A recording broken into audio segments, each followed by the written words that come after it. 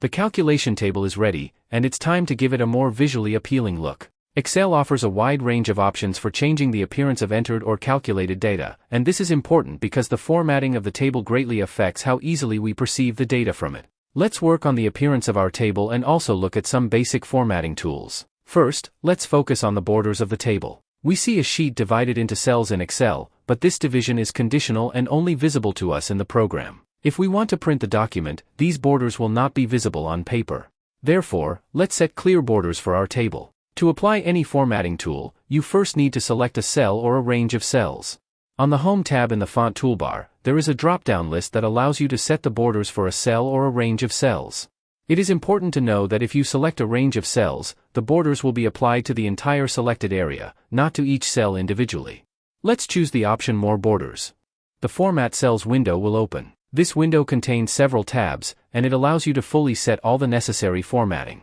Right now, we opened this window from the Borders tool, so it opened directly on the Border tab. We can also open the same window through the context menu by right-clicking on a cell or a range of cells. I use this window only for working with the Border and Alignment tabs. I don't use the other tabs because many of the tools located on them are duplicated on the ribbon, and I find it more convenient to work with the ribbon. On the Border tab, we can choose the line style for setting the border, then its color. And in a special area of the window, use the mouse to indicate which border we want to apply the selected line to. It's important to first choose the color and line style and only then specify the border.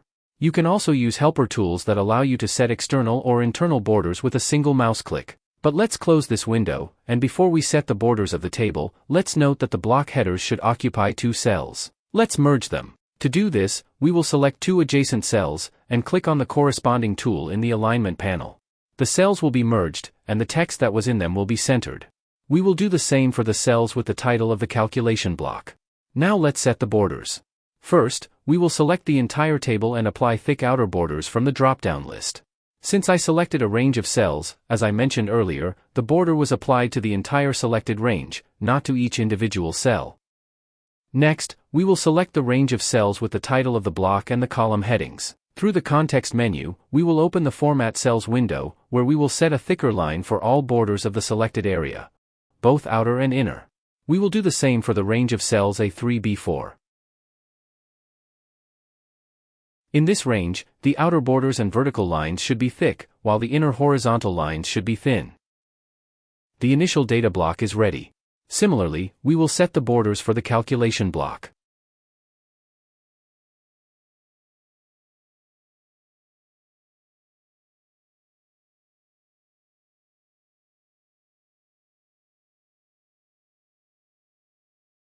We have finished working on the table borders. Now let's move on to the content. If you have worked in any text editor that allows text formatting, most of the tools will already be familiar to you. On the Home tab, there are groups of tools for font and alignment that allow you to change the font style and its alignment relative to the cell borders.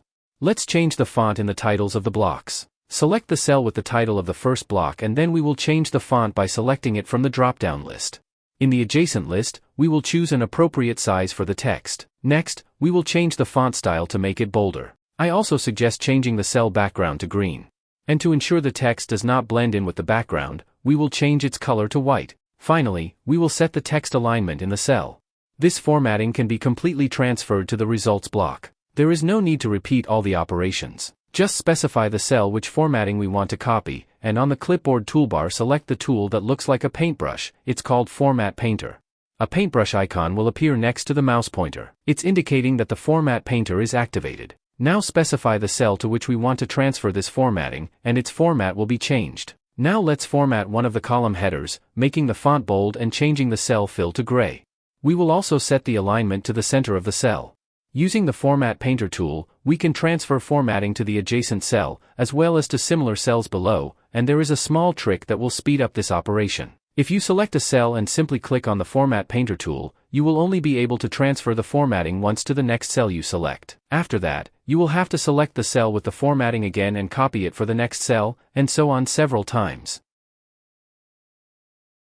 However, if you double-click the Format Painter tool after selecting the cell with the formatting, it will remain active even after its first application, meaning we can sequentially specify all the cells where we need to change the formatting. To finish transferring the formatting, simply click the Paintbrush button again or press the Escape key. The Format Painter tool allows you to transfer all formatting attributes of a cell. For example, if you try to transfer the header block format to any adjacent cell using it, not only the fonts and colors will be transferred, but also the merging of cells, as well as any number formatting that was applied. That is, if a date, text, or financial format was set for the cell, it will also be transferred using the Format Painter tool.